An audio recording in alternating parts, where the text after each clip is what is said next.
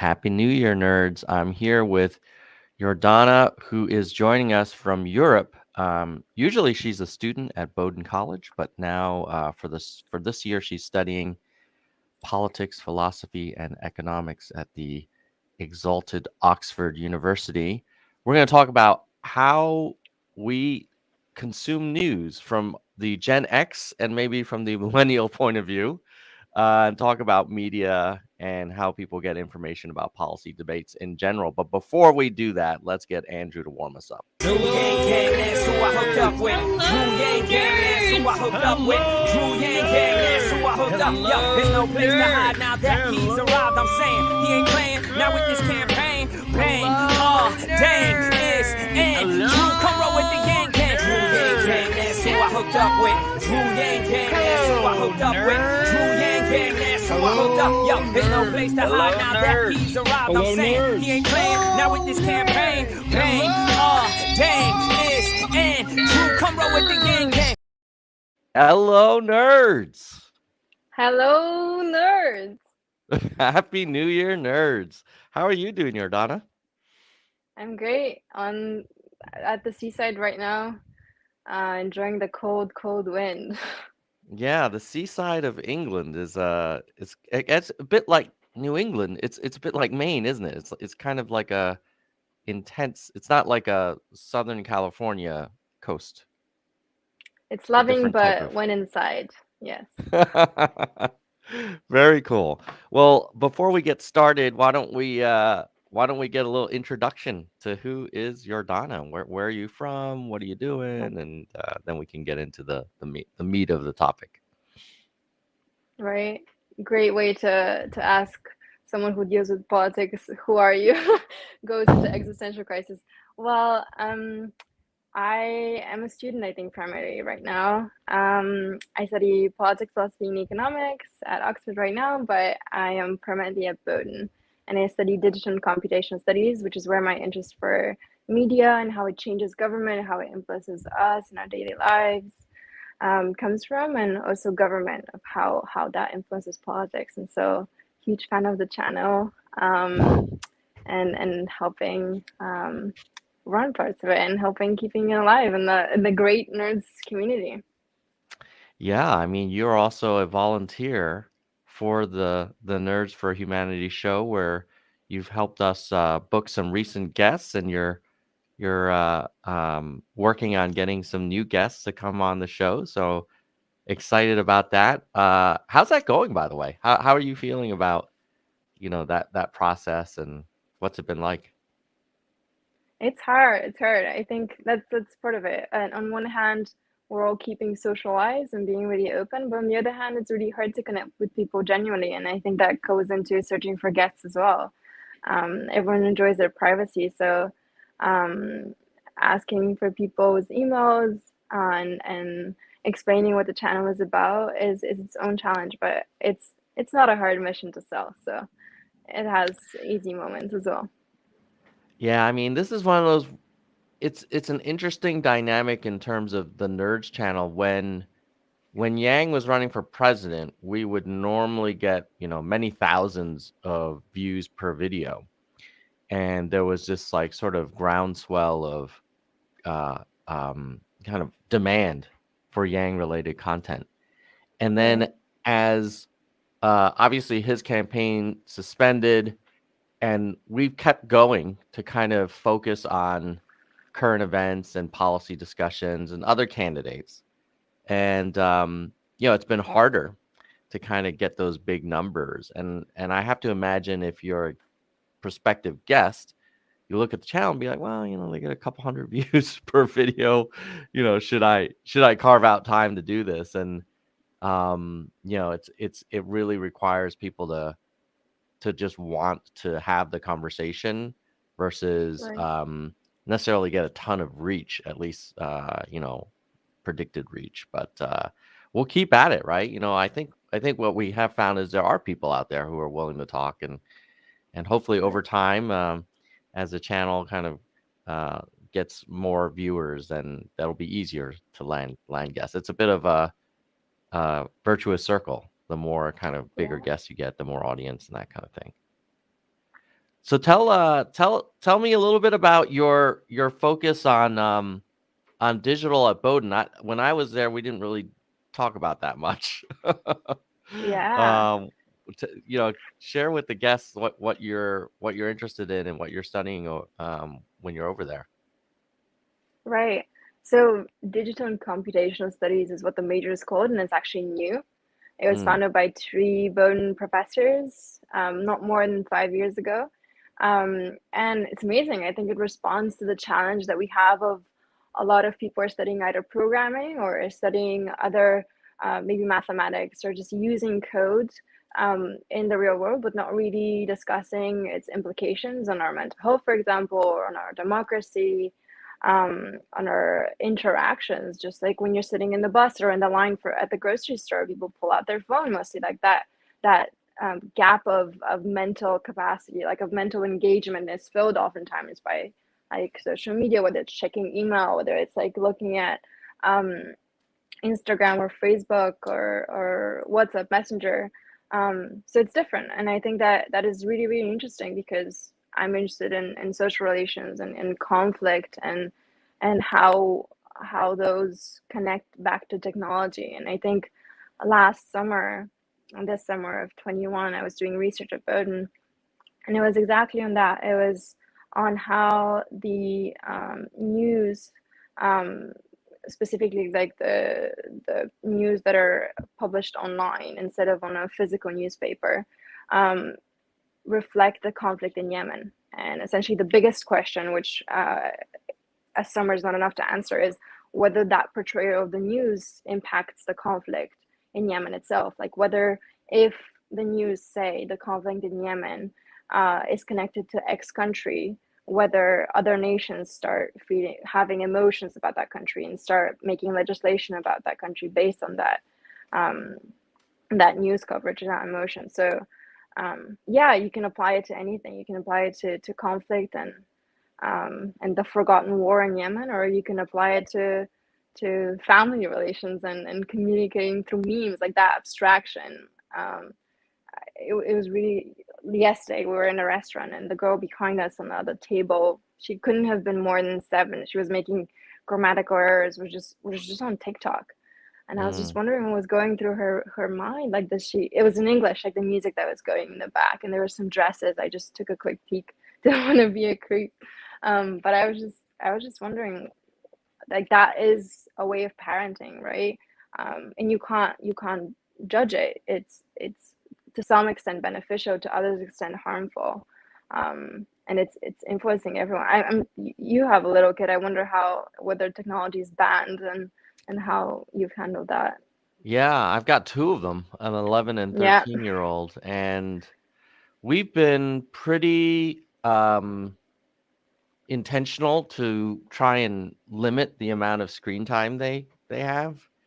Um, I've noticed that not just in terms of how like the information they consume, but also like the impact I've noticed, especially on the younger one, on their kind of ability to um, stay focused and control their impulses. Because if they live in this kind of like hyper stimulated digital world and then they're in a normal world and they don't Yeah. get that like level of stimulation, then they kind of like need it. And it's really like you can tell, even with the younger one, when he's had a lot of screen time, if I had a chart showing how much like screen time per day he gets and then how many the emails I get from teachers about his behavior in class, like there's definitely a correlation there. And I'm like, look, this is what happens. You have too much screen time and then you're not focusing in class. So on one hand, that's just sort of like the whatever kind of biological impact it has on their brains and things. But then in terms of consumption of like actual information and learning, I agree that not only with kids but with adults, it seems like we've gone from there was the time when people would say, "Hey, I'm really passionate about this issue. I'm going to read a book, like a Mhm. full book." And then it got to like, well, I'm going to read this um, magazine article or this, this expose or something. And then it went to, oh, I read this really good Medium post, this blog post. And but now it's like, oh, I heard this, I I I I saw this title of a of an article that basically captures everything I want to say. Often people haven't read it and they'll share it and say, "Oh, look!" Like as an example, just a couple days ago, I was in a Twitter discussion with someone who was, trying to convince me that, that vaccines are cause COVID, and I was like, "Oh, well, that's really weird." And then he shared a link to an article that said, "Oh, Israel scientists are discussing, if a fourth COVID shot could reduce your immune system's kind of resistance or capabilities." So then I read the article and I was like, well, the article says that most Israeli scientists and experts believe that an additional booster for compromised patients is necessary. There's some that are sharing concerns, but if you just look at their tweet and the title of the article, like you could come to a very different conclusion because their tweet said, "Oh, vaccines, cause COVID," kind of thing. And I just feel like maybe it's because of social media or the kind of like uh, chyrons that you see on Fox News that just run along the bottom, and they're not really like thorough discussions. They're just little headlines like Hillary Clinton says, "Oh, Yordana, your internet just went away." So I'm just going to keep going. Hopefully, you'll come back. Hillary Clinton says that all Trump supporters, are foolish, and it's not really designed to encourage discussion. And I realize that Jordana has dropped off. Hopefully, her UK internet connection will come back shortly. But nerds out there, if you're, I see there's people watching, so just hit me up in the chat to make sure you can still hear me, um, and I'll keep going. So I guess my point is, we've gone from people who want to go deep into the nuance and into the details and into the history, and we've degraded into, I'm going to share this meme, or, oh, she's back. Sorry about Hey, that. welcome back. Wi-Fi. Yeah, no worries. Ethan is saying we're still loud and clear. I just want to make sure that we're oh, James Johnson. James Johnson is a Bowdoin 97. Hey, Hey, James. let's go Yes. polar bears. We got a whole polar bear reunion going on here. So my point was that we've gone from very in-depth, like when people use, if you say do your own research in the old days, that meant read books written by very trained people who have dedicated their life to mastery of a topic. When people used to say do your own research, it meant read a peer-reviewed journal article that makes a case and has a hypothesis and tests it against that hypothesis and looks at sort of test and control and all these kinds of things. Now, do your own research means find someone who you feel like you agree with or like makes you feel stronger or kind of feeds your sense of grievance or anger or whatever, and then hit retweet on anything that sounds good to you, and don't and so that's very disturbing. Like I don't think we we were like that 20 years ago. I think most of us had consumed news from a smaller number of sources, but they were longer form. There was more money in investigative journalism, and it just was more work. But now it's more like entertainment, like news as a form of entertainment, news as a form of like attention, kind of in the attention economy.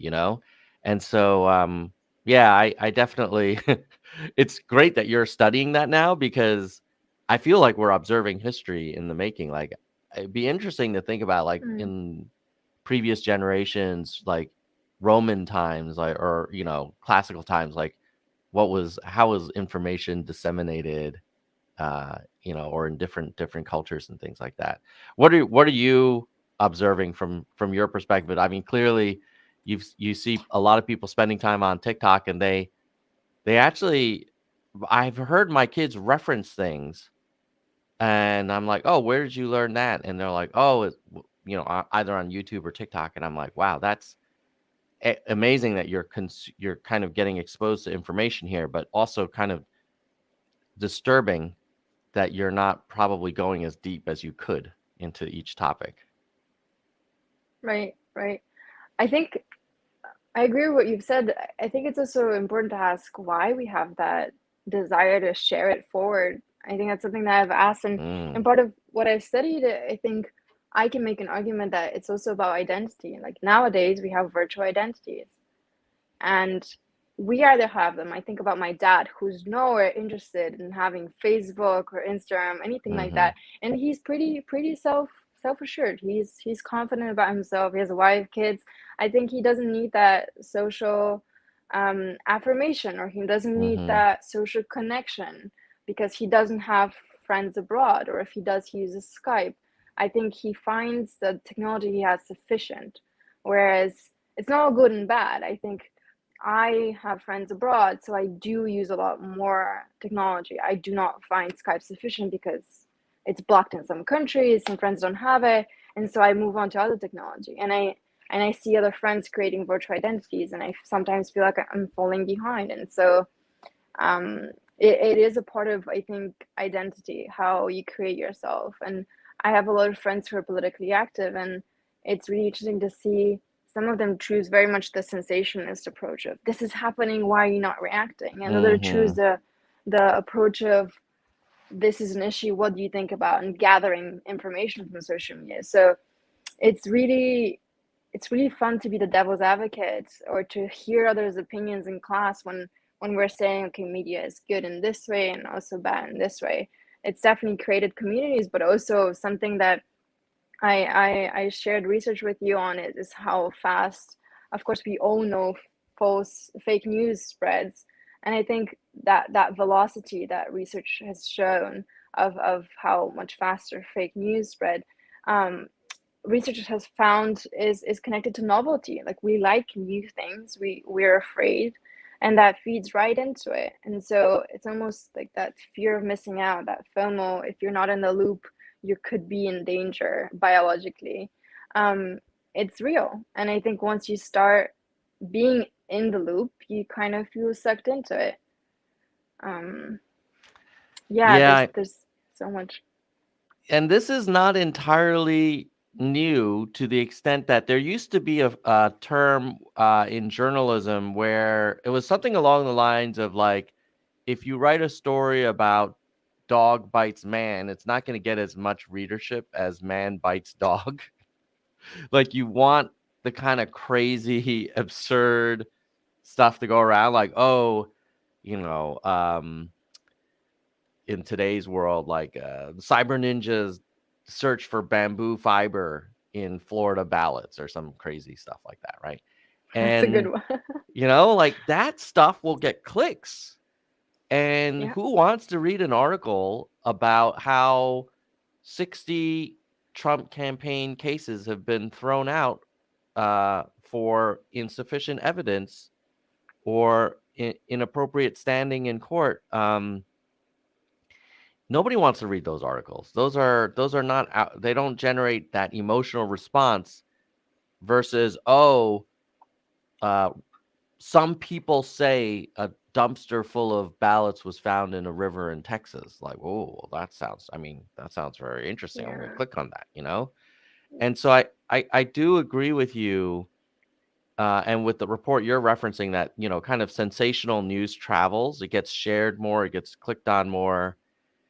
And, things like Twitter and all kinds of social media they're not here to inform us. They don't think of themselves as journalists. They think of themselves as media platforms that are optimizing for clicks and viewer engagement. And for better for worse, viewers are more likely to pick the equivalent of the kettle corn and the dessert, that's not really good for you versus like, oh, well, here's some vegetables and water. Like nobody wants Yeah. that. And so it And I it's think a it's it's a perfect mm, storm, right? yeah, perfect storm. And I think it's interesting that we don't search for news often. It finds us. There's an Mhm. abundance of us. There was one BBC article that was talking about, so BBC was trying to, I learned about this recently. It was trying to create a slider of how you're feeling right now and what kind of news you want to get. And Mm. so if you're feeling more positive, you can handle like the less positive stuff, for example, and you're able to adjust the slider and get those news. Um, and it comes from a bunch of their experiments. Being like one of the ruling media in the UK, they can afford a lot of A/B tests and just get a lot of statistic on what's working and what's not. And they're really trying to, according to their research and development website, really trying to give good news to people, or at least get their money's worth, but in a way that people feel not tired by the news, not wanting to escape and disengage, but really get what they search for. And so I think that's a key distinction that's interesting.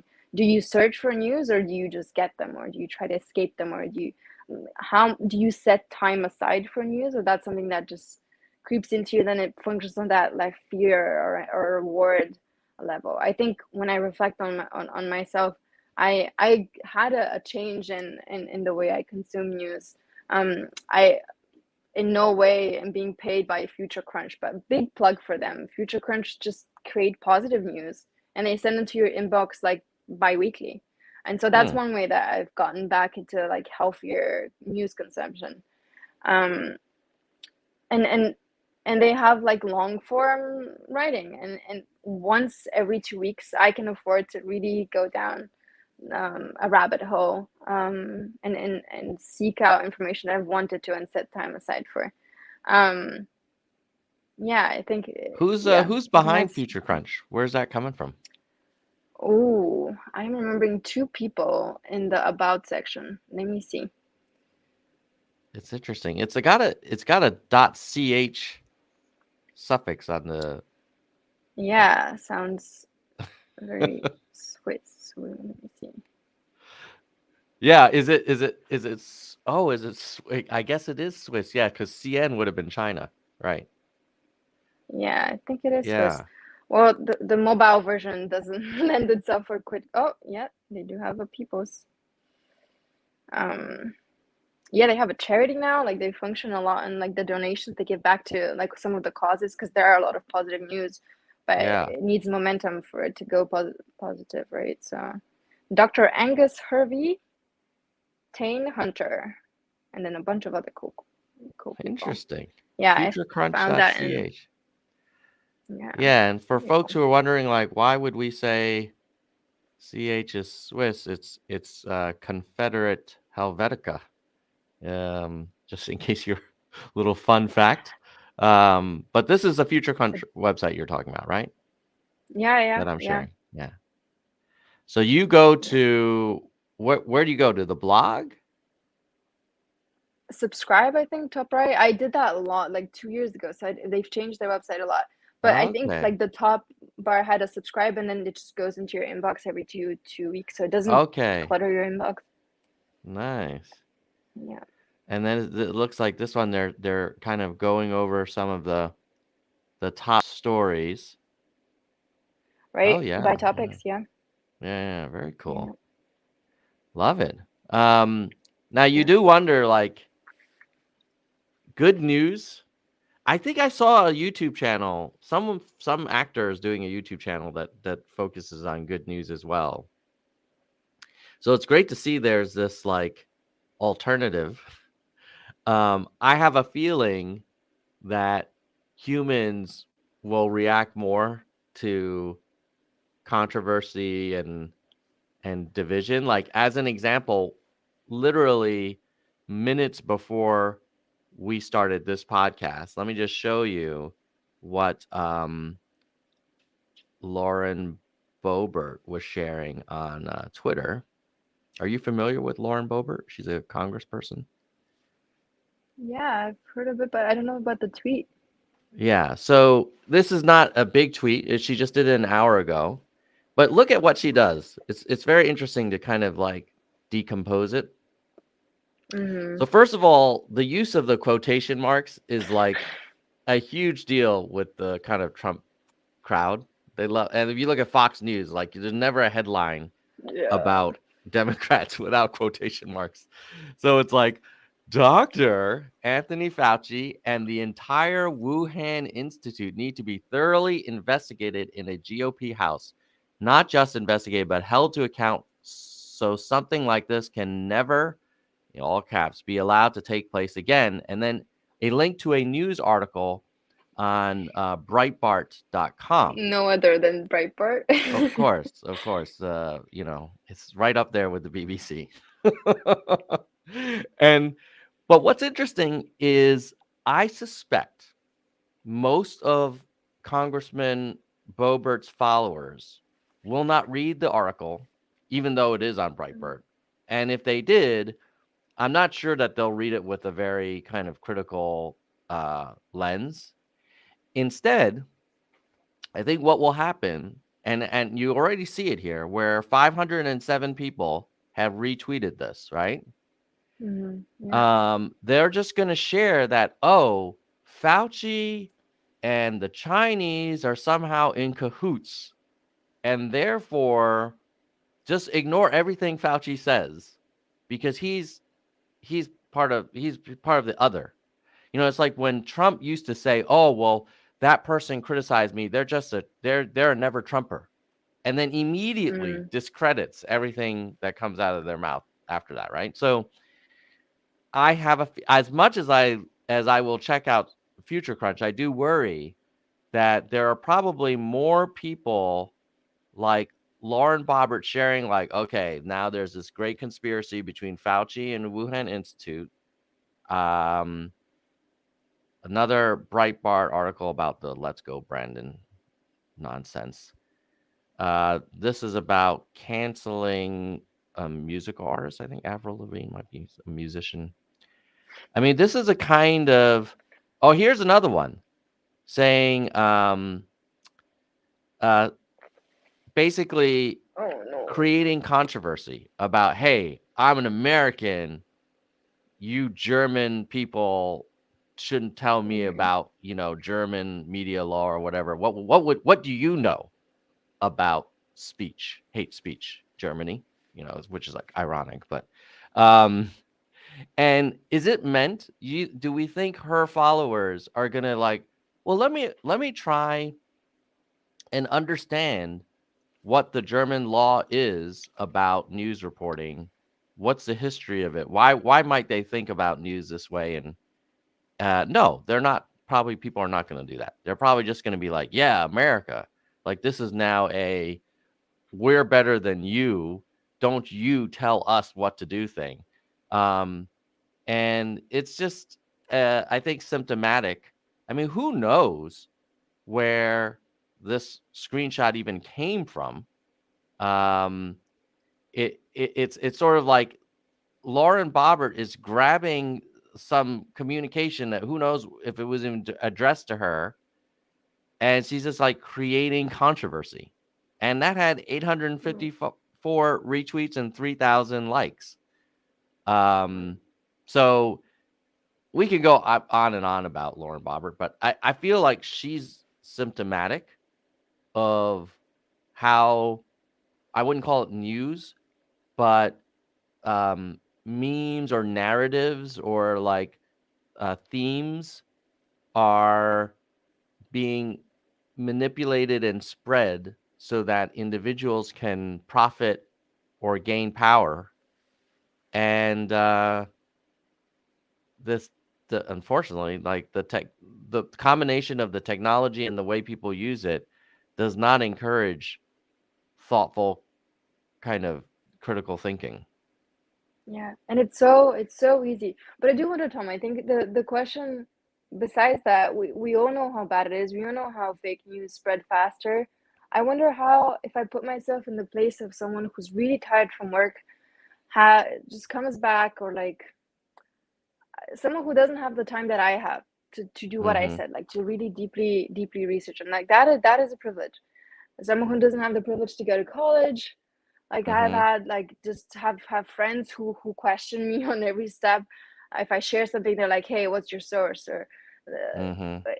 how how does that work in a way that's non-intrusive? That is, if you tell someone, "Hey, you're not doing this right," like, "Hey, like, don't share this," or like, really, like, that she appeals to nationalism. And there's so many people, Yeah. when, like, you're proud of being American, and those people are Mm-hmm. also being proud of being American, not German.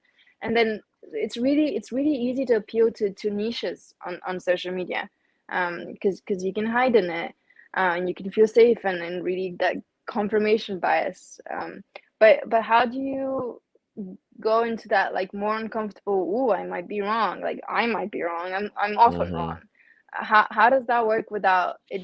How does that fit into your daily life when you don't have the privilege of time? Or, yeah, I don't know, I wonder about Yeah, I that, mean, that you're talk of. touching on, yeah, a profound Yeah, question, or around, like, are people consuming news and information in a search for the truth, or is it more complicated that are sometimes some of us, or all of us, during sometimes looking for news for validation, or um, just to kind of feel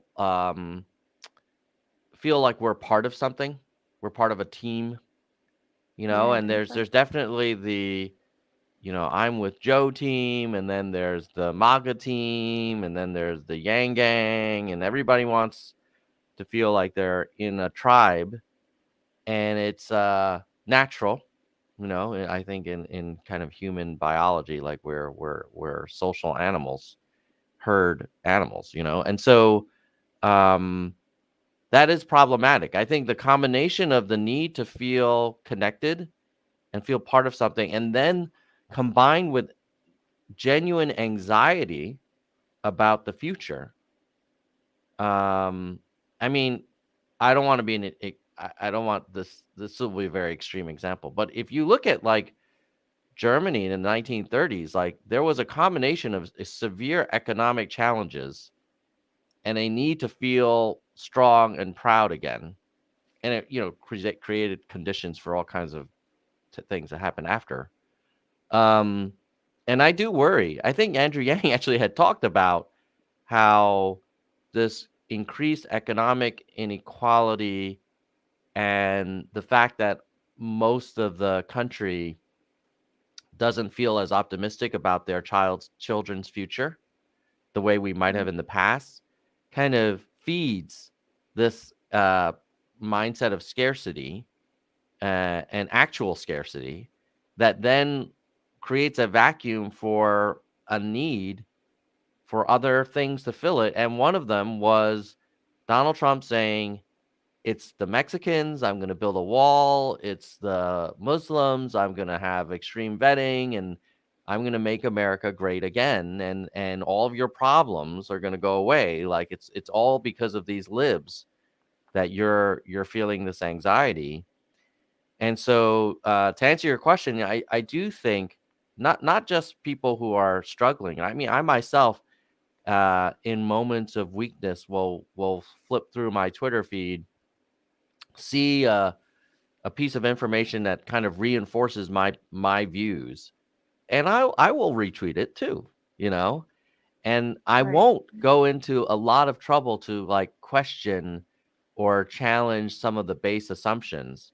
Part of that is because it's probably a bias, that if I see an article from the New England Journal of Medicine saying, "Hey, like, you probably should get a booster," I'll probably retweet that, and I won't go into every page of that journal article. I might read the executive, like the abstract at the top, Um, and that's fair. It's a fair criticism. And I think um, the challenge is there are a lot of people who are also sharing crazy stuff, or let's say more crazy stuff, like that come from, and you go and you look at the sources and you're like, where is this? This is some random website that someone's using WordPress and writing quote unquote articles.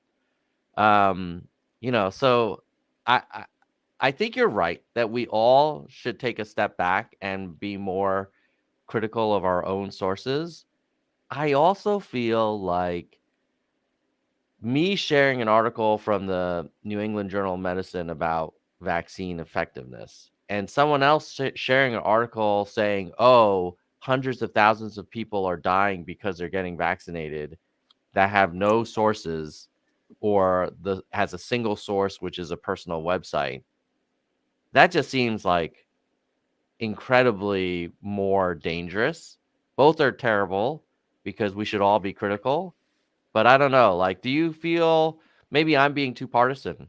Like, I see a lot of the crazy stuff that happens to be from certain political ideologies. But what are you in your research or your studies? Have you noticed the same is true on the ultra progressive side, where they're sharing stuff that might not be entirely accurate as well? Yeah, no, and even like from a Bulgarian perspective, I I'm aware of which politicians owns which media, like newspaper. Like Mm-hmm. it's not all of them, but a lot of them, especially during election campaigns, and we've had three last year, I guess last year now. You get to see newspapers cheering for their own newspapers and for their own people. Um, and so yeah, the source is important, and also I think what I'm holding myself accountable more to is distinguishing between wanting to read the news and being forced to read the news, like seeing them and just taking something off my to-do list of like, oh, I'm informed now, I can go on with my day. And that's a hard thing, right? But I think it is, so it's not only saying, oh, set aside like half an hour every day. It's saying if you're not feeling like it, no one will hold you, no one will point a finger, even though some people do. But it doesn't matter if someone's like, you're not informed, because that's based on an insecurity, right? Like there, you can always be more informed. And it's that debate between being in your own bubble and feeling enough pressures in your life and or being happy and positive, or like deciding that you need to know about everything bad that's happening around the world, because we're each in our own journey. Like it's crazy. Like there's a special word I've been forgetting. There's a cool YouTube channel that does like unique words that don't exist in other languages, and one of them is like the moment you realize everyone is living their own life, and you're like, what? I'm not the main character of my own story. And that's, I think, Mm-hmm. like the power of social media. Like it literally puts you, and you're a videographer, a creator of a book, of your own story, of your own album, and like you feel important, and it feels nice, and you're saving memories and you're staying relevant. Like that whole fear of I'll be forgotten when I'm not here anymore. Like what, at least I would like my legacy will be my social media, or that like that a lot of it functions not unconscious, but some of it feels really good in the moment when you reshare something, or when you update your friends how you've been doing with a picture of you being happy. And yeah, it's crazy how it's changing our minds. um Definitely, definitely. And you yeah. wonder how will like my kids' generation act as some percentage of them will end up becoming elected representatives and make laws. Yeah. And you're like, Yeah. well, do you like Lauren Boebert is involved in writing laws right now, and I'm like, oh my god, this is not this is not good. This Mm. is a person who has not demonstrated uh critical thinking or nuanced thinking or data driven kind of problem solving. This is a person who seems to have mastered the ability to stoke division and anxiety and anger and grievance. And that doesn't sound to me like a great, recipe for a lawmaker or a legislator. But here we are. Um, I want to talk a little bit. I know we're actually already at the 40-minute mark. I feel like we just got started. I do want to talk about and get your thoughts on the recent news where Marjorie Taylor Greene's Twitter account was suspended for disseminating misinformation about COVID. But before we and we'll also take some questions from the audience. Feel free to put them in the chat. But before we do that, I do want to give some shout outs to the Nerds for Humanity members who make this help make the channel possible. So give me 1 second, and we'll start as we always do with our highest level membership at the senior vice president level. We have Soldier One, who has been a SVP for 8 months. Thank you very much, Soldier One. And then we will add the VP level. Apply. Kristen Slevin, Laura Lane, and Bike. Thank you for your support. And then we have the hardcore.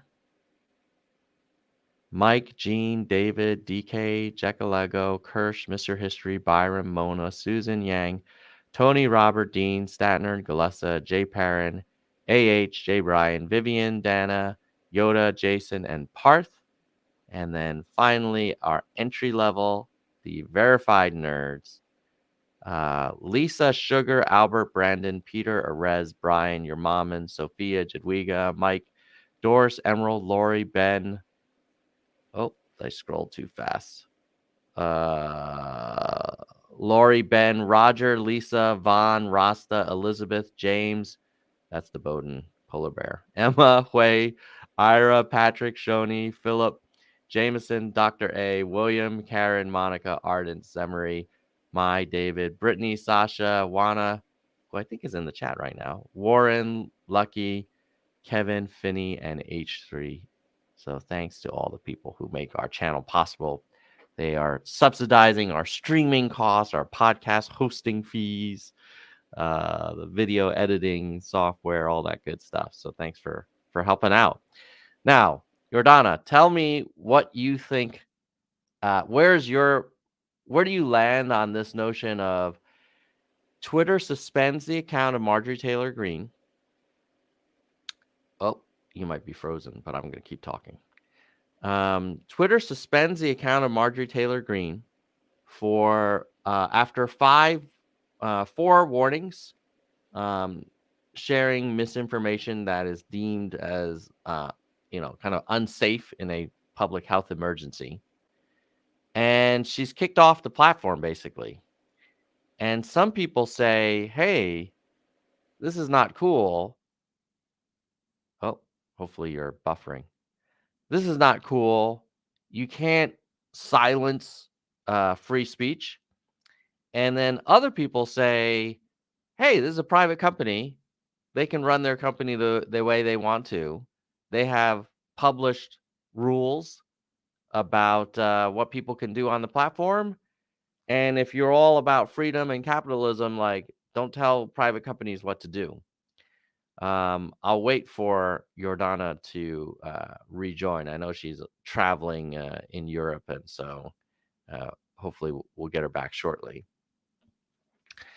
But it's a little bit disturbing from my point of view on both sides. On the one hand, if you run this, welcome back. I was talking about MJT, Marjorie Taylor Greene, and how she got 4 warnings and then she was kicked off this week. And some people are saying, hey, this is like the liberal corporate tech, big tech silencing the voice of the true American patriot. And then other people are saying, hey, number one, you can't shout fire in a crowded theater. You can't shout there's no COVID during a global pandemic, especially with that kind of audience. And number two, if you are a big fan of free enterprise and you're really concerned about communism and socialism, you should let companies run their own business and you should stay out of it. Um, I was curious, like, what's your read on the responsibility of corporate entities who manage these social media platforms, um, versus the right of free speech and the importance of like free transmission of information. Right. It's a question that gets under my skin every time. Like that's I'm really interested in how to legislate that. And some of what I've seen in terms of fintech, and I was doing a research paper on fintech in China and how it's regulated and how like digital central bank digital currency are regulated. And not to say it's a similar question, but it is a question of financial freedom in that case. And here it's about freedom of speech. Um, and some of how the legislation we're handling it is having how do they call it exactly? Let's just say guidelines instead of rigid rules because it's always easier to escape those. Um, yeah, like concept frameworks. It's really hard. I don't know exactly how you can legislate big tech when it's at the point where it's more powerful than governments, definitely than some governments. And something that is really disturbing to me, and I'm not saying it's wrong, but it's really disturbing, is thinking that we elect um, within a democracy officials, but we don't elect uh, CEOs and executive members within companies, Hmm. and yet they often have a big impact on us. Yeah, no, I mean, they most certainly do. um you know I would also say that, oh, hopefully you can still hear me. I would also say that this isn't entirely new. I think there was a story of William Randolph Hearst, who was the owner of the New York Journal in like the 1800s or something like that, maybe early 1900s. And he was kind of famous for saying something like, "Hey, like, you furnish the pictures, I'll furnish the war." And it was this kind of phenomenon where people who own uh, sources of information have massive influence, and nobody elected William Randolph Hearst, and nobody elected, the Murdoch family to run Fox News, or um, the equivalent family that runs the New York Times. And as much as we'll wait for Yordana to come back shortly, but as much as I'm disturbed by that, I don't know if it's the government's role. Like, do I want Lauren Boebert telling Twitter what to do? Do I want AOC telling Breitbart what to do? Like, I don't know. Like, where does this end? You know? So hey, At this welcome point, back. I'm suspecting someone, a foreign government, meddling in my ability, freedom of speech. That's right. We're making a lot of enemies.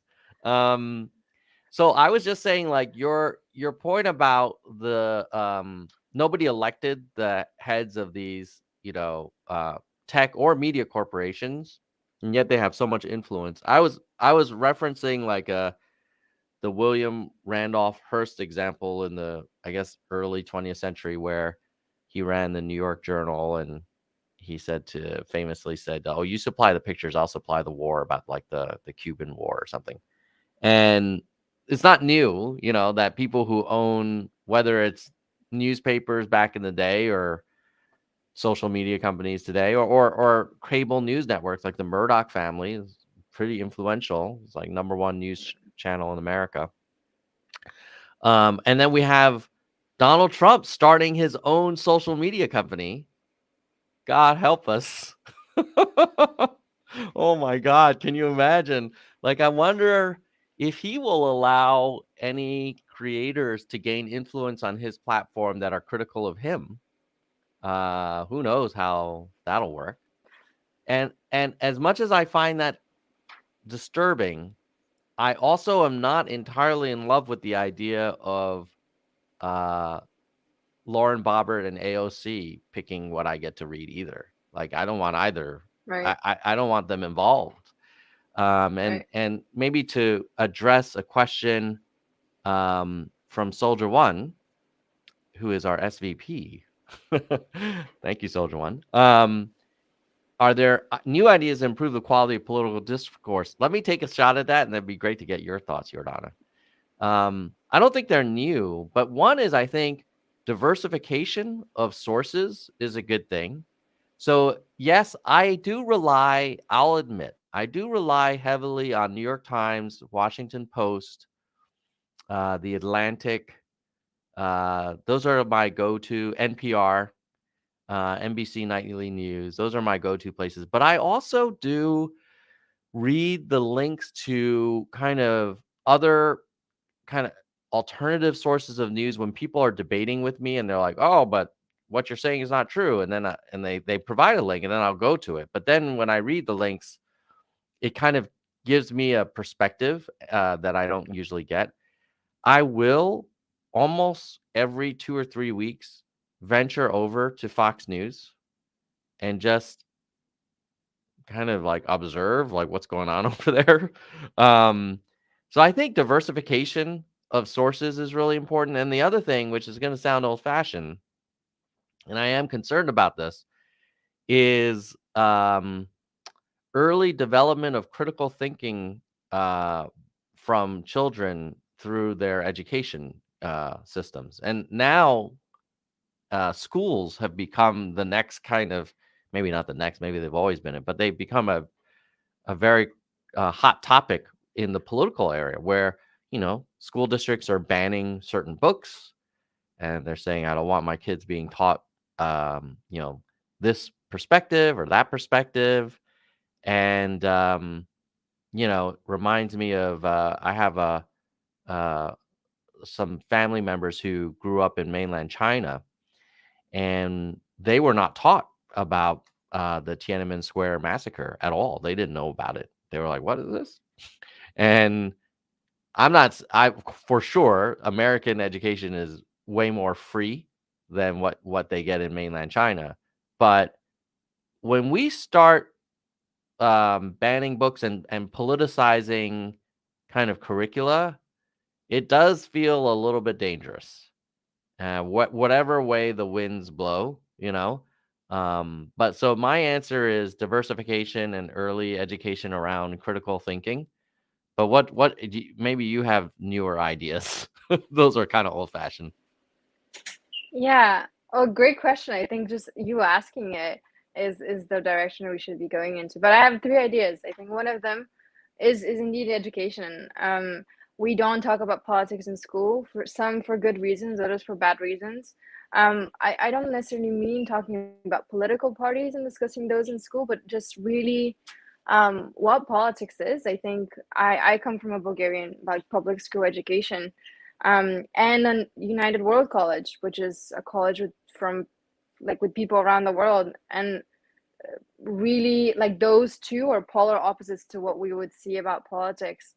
At UWC, we were taught that you can talk about Israel and Palestine because you have people from Israel and Palestine, and really get on each other's toes and like see how you're different, but not in a conflictual like I'm good, you're bad. I hold these grudges to you. Like really, when it's young people talking about politics, I feel like get less of that like historical burden, or less of that um, maybe less life to back your grudges against.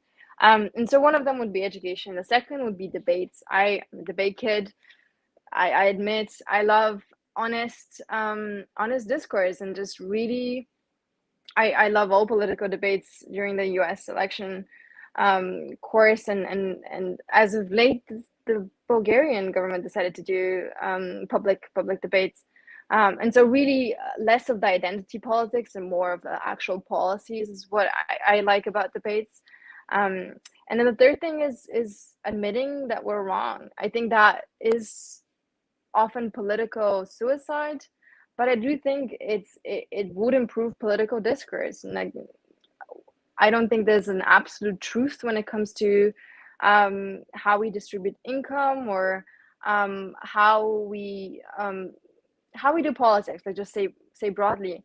And I think the best way to get people to consider what's best for them is not to convince them and manipulate them, but to let them think why they like the argument they like, and really whether it's working for them. If it's working for them, okay. But I think a lot of us, myself included, are mindless on some ideas because we like the person, like the identity that we're voting for. And so yeah, I think really starting on a personal level, like admitting when we don't know a lot about an issue. And that's why I love the channel. That's why I love like platforms on YouTube that really have conversations which reach to unanswerable questions. And I think those are the questions that you form an opinion on, and that you spark your own curiosity and decide to read more because you've been exposed of ignorance. And we're all so ignorant in so many topics. So yeah, I think those three are a good start, and hopefully I'll figure out more. You know, you referenced the idea of like the need to kind of dig a little further and be willing to kind of acknowledge what you don't know. And as a case study, um, there is a theme right now in the anti-vaccination kind of circle, which is to quote, do your own research. Right. And I think on its face, it's like, yes, great, do research. But Mm, what that means in practice is find sources that align with your intuition or your bias. And a lot of people right now on social media are talking about this Joe Rogan interview with a doctor who's saying, hey, there's this great conspiracy by Pfizer to block treatment, and there's this mass focus on vaccinations just so that corporate pharmaceutical corporations can make money. And there's all of these like readily available treatments that we're not using because hospitals want to make money by keeping you in the ICU forever. And do your own research is a double-edged sword. It could be like, oh, well, look, I found a podcast interview with Joe Rogan and a guy that has a medical degree that is very articulate and is making a compelling argument how there's this huge conspiracy. And it does require like a level of critical thinking that, well, hold on. That's one of millions of doctors. Like, let's look at the body of scientific work. Like, it's the same way people were kind of denying climate change, where they're saying, well, I found a PhD scientist that says he's not sure. And never mind that 99.9% of the other scientists say that it's quite clear. And and so I do worry, like, that's where I do feel like the basic education really is important. As another example, someone on Twitter said to me, oh, just so you know, my neighbor did not get vaccinated and he never got COVID. So there. And you're like, okay, well, let's look at the statistics of this, and whether this is an exception or the rule kind of thing. And it's just hard. It's hard because people are voters and they're very animated and have deep convictions. And I just I do worry a little bit, like, how do we empower people more to just think more deeply, whatever your political belief is, and challenge those assumptions, because it does require training and skill and practice. I mean, that's why you're at Bowdoin and I went there. Is 4 years of a liberal arts education. Like, not everyone can afford that. I know Bowdoin has amazing financial aid, but like, that's still 4 years of opportunity cost. You have to, you have to go to a high school that's going to prepare you well and succeed in that application process. Most of the world is not going to have access to that kind of education.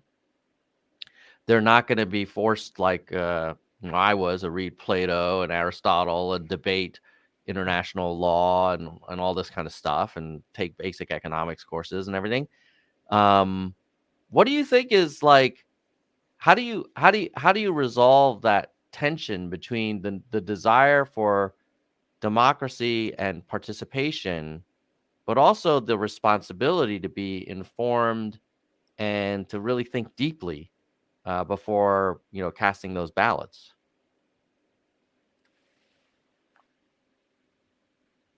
People is my only best answer. I think I was really lucky to meet people that showed me how cool politics can be and how interesting it can be. And so once I found it cool myself, I started having the personal passion to read more books about it. And so I think the more people you surround yourself that do question you, that do give you sources or the space to be wrong, I think that's the way I see that leap between. I know when we were talking about doing a stream about media, I was like, what do I know about media? And then I was like, hold up, like we we have our own minds, and it's not it's okay to not know everything because no one does, but it's okay to be wrong, and it's really about the questions that we ask that matter. Like if someone who's watched this was like, that's an interesting idea, then I think I'm fulfilled. And so I think getting being engaged, like, reaching more diverse ideas, whether it's on Fox News or on The Guardian or on the New York Times. I think just seeing different perspectives um, is really refreshing because people stand behind those ideas. I think we oftentimes dismiss them because of our own convictions, and when we've decided something, we've decided for good. But just really having that space to be wrong and to explore alternatives or to imagine what other people believe in and why, like genuinely, not because you want to be right, but because you want to understand. I think that's always been important. Yeah, so I can only wish everyone, whether it's for a new year to be poetic or just in general to be surrounded by cool people. I think that's the way I've seen it in my life. Every opportunity I've gotten has been because of someone who's mentioned something, and I've been curious enough, I think, to oh no, not again. I hear your audio. Oh, Interesting. I hear your audio. Well, hopefully you'll drop out and come back in as you have very kind of reliably done, Yordana.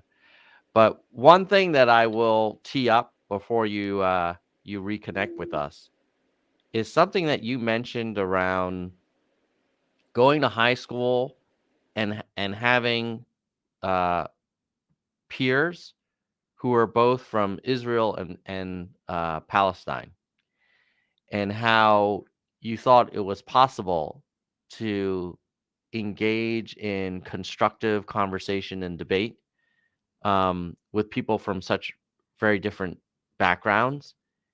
And I would love when you get back on to figure out like how does that work? Because can you all watching this imagine students from, let's say, the San Francisco Bay Area and, like, I don't know, whatever, like the reddest part of Texas or Alabama would be like. It would be an interesting kind of, hey, welcome back, Jordana. I was teeing us up to talk about the last topic before I let you go is your observation that your high school was kind of unique in that it had people from all over the world. And you were discussing how you had people from Israel and Palestine discussing that situation. And I'm just curious, like, how did that work? Because I would imagine um, they were probably raised and exposed to a very one-sided perspective on both sides. And like, were they ever able to get to any kind of consensus on anything? Or I wonder also if there's some selection bias, like the people that send their kids to the United World College High School might be a little more kind of open-minded than dyed in the wool kind of partisans. But tell us a little bit about how that worked out, because if there's possibility there, then maybe even in America we can bridge the divide.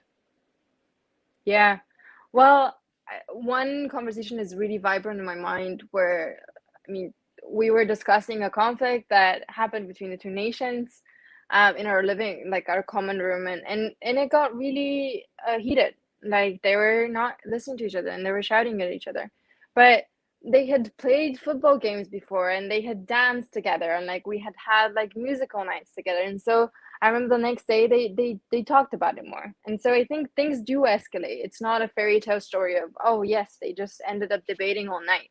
No, like it was heated. They really stood for their own point of view. But at the end of the day, I think it's we have differences and there's different levels within the like they it's one thing to disagree, it's another thing to declare war. And I think Hmm. one thing that we just really saw through that particular memory of mine is that you can disagree with someone, but knowing them is what matters to make that difference between their human and their inhuman. Like there's someone, they're other. Like that is really important, I think. And that is something that UWC has taught me. Like even if you don't like someone, if you disagree with them for so many valid reasons and other reasons which are not valid, they're still human and they're still living their own life and they're in their own reality, and they have truths that you can never see because you haven't grown up in their shoes. And so I think it's about how we disagree that matters. Yeah, that is a really great point, in that seeing other people as humans seems like such a basic assumption going into it, but I think we have gotten to a place where it's true on both sides, at least in the US, where a lot of Democrats really don't like, they see some of the hardest core Trump kind of supporters as just from another planet. And I think the other way around, it also is true. Like, I mean, you've seen some of the discussions I've had with my brother on this show. I mean, he really thinks Democrats are like a alien species, where I remember he was like, why do you, Tom, as a Democrat, support lawlessness and rioting and looting? And I'm like, I don't. And he's like, no, no, no, but you're a Democrat. And I'm like, no, I don't. And he's like, why are you so intent on confiscating every gun in America? And I'm like, I don't. And he's like, but you're a Democrat. And I suspect I probably have assumptions about him that, are colored by his political stripes. Um, and we have gotten to a place where we don't look at each other as fellow Americans and humans, but it's like, yo, you're from that other species. And but I'll say, tie it back to the beginning of our conversation, that polarization makes a lot of people money, and it makes a lot of politicians powerful, and it helps them get reelected and win their primaries. I mean, nobody's winning primaries because they're the even-handed, thoughtful, you know, nuanced thinking kind of consensus builder. Like, who, name one politician that, has won a primary because of that? Like, the closest thing might be Biden, but that was mainly because I think the Democratic Party was so terrified of another Trump administration that they're like, let's just go with the one thing, like the most milquetoast candidate we can find. But if you look at like AOC or MJT, that's more common, where whoever raises the most outrage on either side gets the most donations, gets the most votes, and then, acquires the most power. So I wish more of the world were like, what you observed in the UWC program, which sounds super cool, by the way.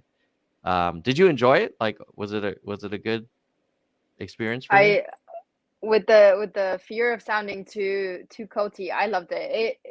It's needs blind, so like it's like an international school that doesn't care whether you have money. So I can that's all Yeah. I was hooked by that, and it was true. I thought it was too good to be true, and it is true, but it's still really good. It's really hard though, like to like the whole system and like speaking English and like coming from public school until yeah, it's hard, but it's so worth it.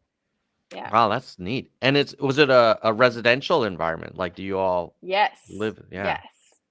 You Very have cool. 3 roommates. It's not luxurious, but it's like Yeah. let's talk it out. Yeah. Wow. Good for you. All right. Well, I think that we've covered a lot of ground, Jordana. I hope to have you back on in the future, and then excited about the future guests that you help bring onto the show. By the way, if anybody's watching this and has ideas for future guests, feel free to email Jordana at nerdsforhumanity.com. It's just first name at nerdsforhumanity.com. She is our volunteer producer, and really enjoyed having you on the show. Any final thoughts before we wrap up? Goodbye, nerds. Goodbye, nerds. Well done. Peace out.